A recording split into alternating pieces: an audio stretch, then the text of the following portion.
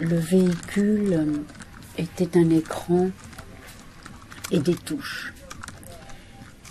Mais c'était Chris. Il n'y avait pas de machine. C'était un alphabet, une langue, un véhicule inventé par Chris. Et c'était Chris. C'est une présence et un dialogue comme l'essence de Chris qui est là et qui est vivant. Cet extraordinaire langage, cet alphabet, cette sensibilité, cet être, l'essence de Chris est là et le dialogue est totalement vivant.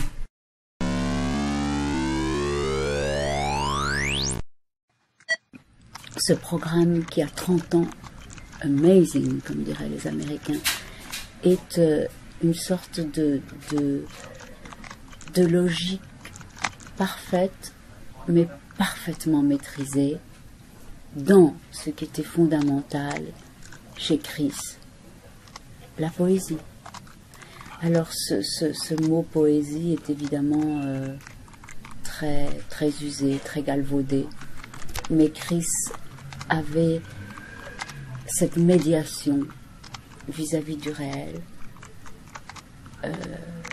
tellement forte. Il incarnait une force secrète et cette force, à mes yeux, était principalement poétique.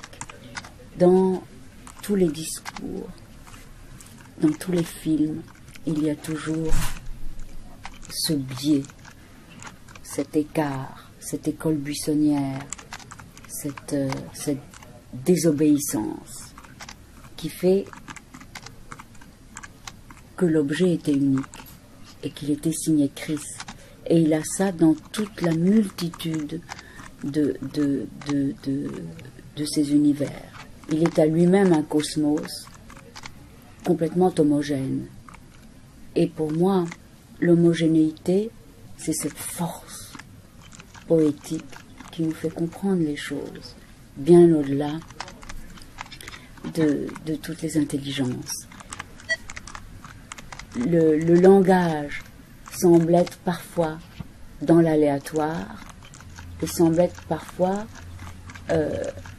dans une sorte d'application surréelle comme auraient pu faire les surréalistes, André Breton, un style cadavre exquis où les logiques ne sont pas immédiates. Mais quand on voit, quand on expérimente la machine, ça n'a rien à voir avec le cadavre exquis. Il y a quelque chose qui communique, qui est bien au-delà du surréel. Pour moi, les conversations sont inscrites dans la vérité. C'est ça qui est absolument étonnant. Il a eu une manière de faire une machine qui dit la vérité d'une relation et qui révèle la vérité de ce qu'a été la transmission. Et je suis foudroyée et incroyablement émue parce que à première vue ça pourrait sembler un portrait chinois aussi bien de l'un des intervenants comme de l'autre. Ça pourrait sembler donc, comme je vous dis, tissé d'aléas et de hasard, mais on se rend compte que pas du tout, pas du tout. Et c'est cette espèce de secret incroyable, ça marche dans un au-delà qui fait que c'est extraordinaire et que ça passe le temps. C'est que c'est extraordinairement personnalisé. Je suis la seule qui l'ait photographié en Alice au Pays des Merveilles.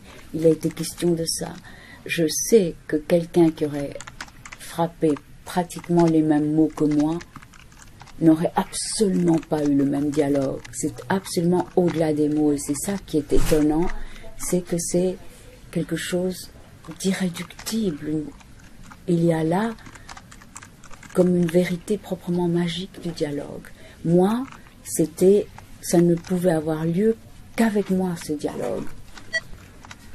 J'adore l'idée d'une logique paradoxale. Et c'est comme Chris. Chris était comme ça. C'est-à-dire qu'il avait toujours une sorte de volte-face. Ce qui est, d'une certaine manière, une sorte d'intelligence suprême, quoi. Le vrai et son contraire. Le miroir est de l'autre côté du miroir.